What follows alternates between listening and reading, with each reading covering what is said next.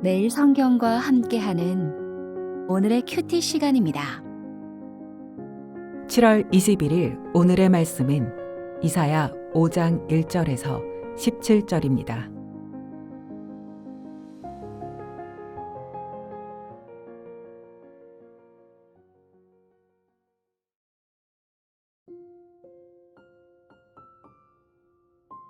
나는 내가 사랑하는 자를 위하여 노래하되 내가 사랑하는 자의 포도원을 노래하리라.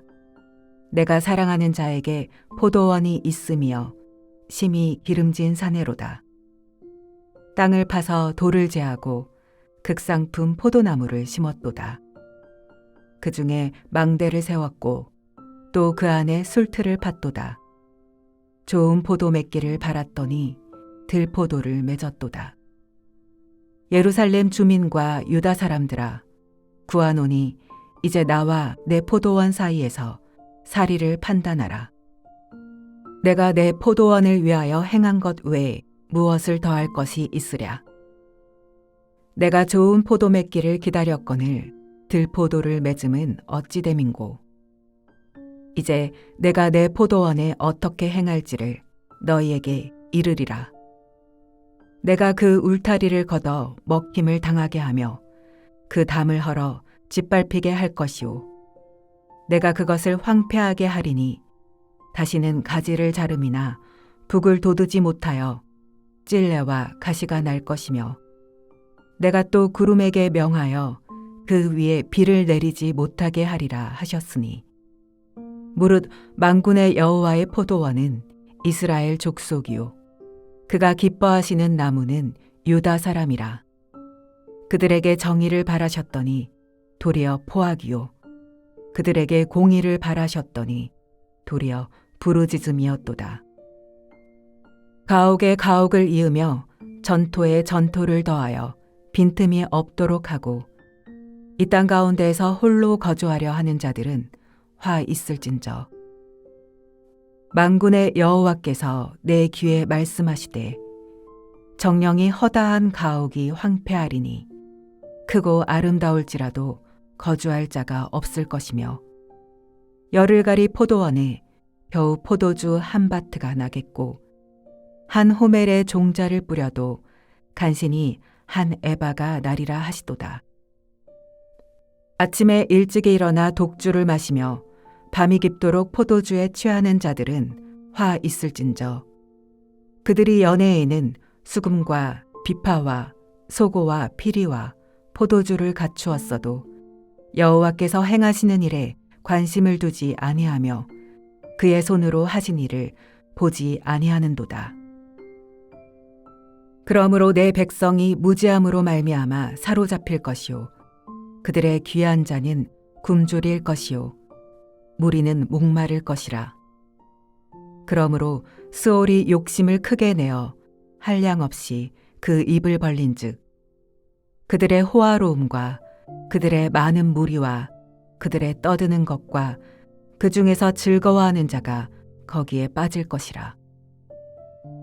여느 사람은 구풀이고 존귀한 자는 낮아지고 오만한 자의 눈도 낮아질 것이로되 오직 만군의 여호와는 정의로우심으로 높임을 받으시며 거룩하신 하나님은 공의로우심으로 거룩하다 일컬음을 받으시리니 그때에는 어린 양들이 자기 초장에 있는 것 같이 풀을 먹을 것이요 요리하는 자들이 부자의 버려진 밭에서 먹으리라.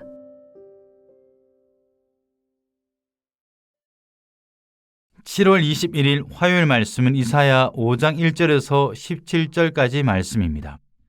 오늘 본문은 흔히 포도원의 노래라 불리는 이사야에서 매우 유명한 본문입니다.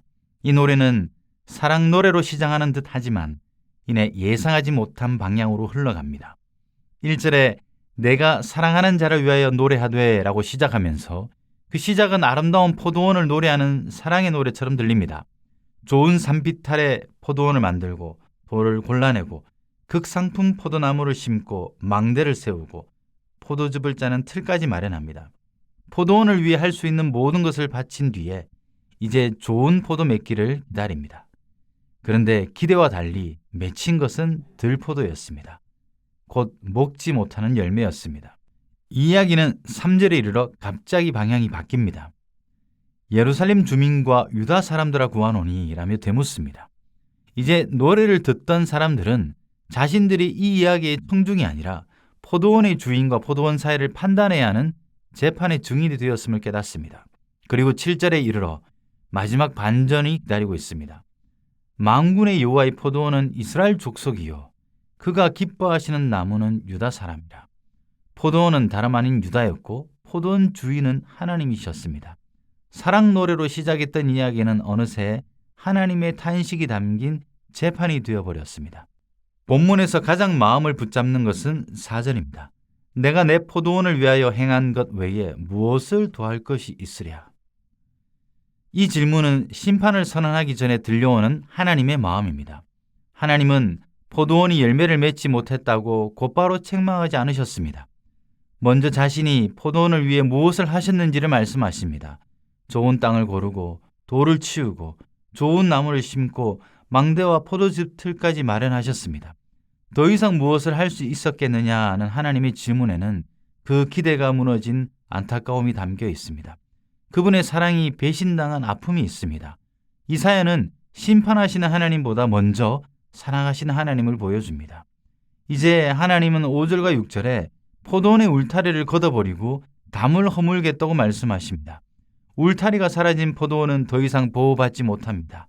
가지를 자르지도 않고 김을 매지도 않으니 찔레와 가시가 자라며 하늘에는 비마저 내리지 않습니다. 하나님을 거절한 포도원은 더 이상 하나님의 보호 아래 머물지 못합니다. 7절은 이 비유의 핵심을 밝혀줍니다. 하나님께서는 정의를 바라셨지만 포악이 있었고 공의를 바라셨지만 들려온 것은 억울한 사람들의 부르짖음뿐이었습니다.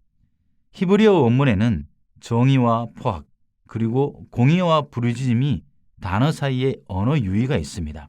각각의 발음이 매우 비슷합니다. 이런 언어 유희를 통해 하나님께서 기대하신 열매와 실제 맺힌 열매가 겉으로는 비슷해 보이지만 완전히 다르다는 것을 표현하고 있습니다.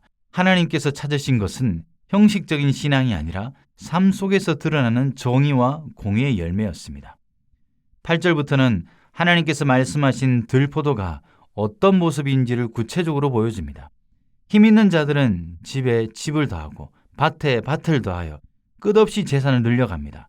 아침부터 밤까지 술과 쾌락에 빠져 살아갑니다.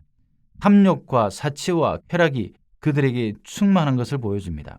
그들이 탐욕과 사치, 쾌락의 문제에 빠져 살 때 여호와께서 행하시는 일은 생각하지 아니하며 그의 손으로 하신 일을 보지 않은 한도다.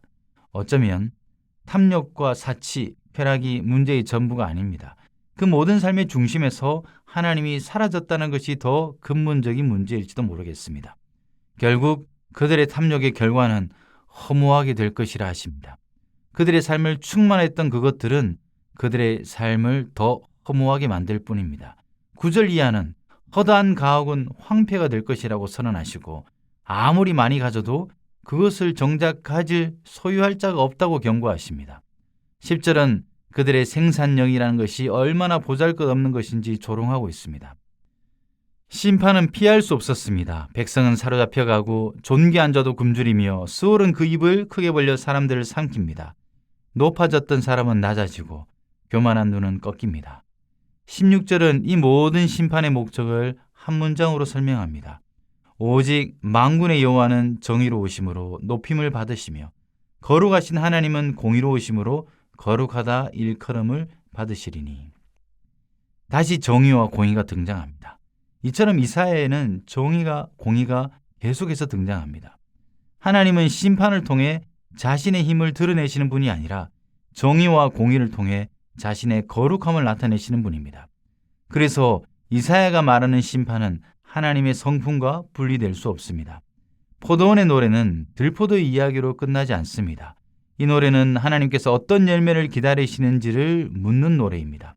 하나님 처음부터 심판을 원하셨던 분이 아니라 좋은 열매를 기대하시며 포도원을 정성껏 가꾸신 분입니다. 그래서 심판은 사랑의 반대가 아니라 끝내 열매 맺지 못한 포도원을 향한 하나님의 슬픔이기도 합니다. 이 말씀은 교회와 그리스도인의 삶도 함께 돌아보게 합니다. 우리의 신앙생활은 예배와 봉사, 다양한 활동에 익숙해질 수 있습니다. 그러나 하나님께서 찾으시는 것은 그 모든 활동 자체보다 그 삶에서 맺히는 열매입니다. 곧 정의와 공의입니다.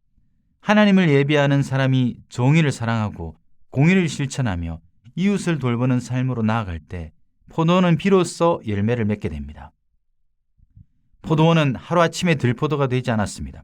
하나님을 향한 마음이 조금씩 식어갈 때, 정의보다 욕심을, 섬김보다 자기 만족을 선택할 때 열매도 조금씩 달라집니다. 그래서 이사야는 우리에게 먼저 열매를 살피기보다 포도원을 돌보시는 하나님의 마음을 바라보게 합니다. 오늘도 하나님은 우리에게 무엇을 더 요구하시기 전에 먼저 좋은 열매를 맺도록 오래 참고 돌보시는 분입니다.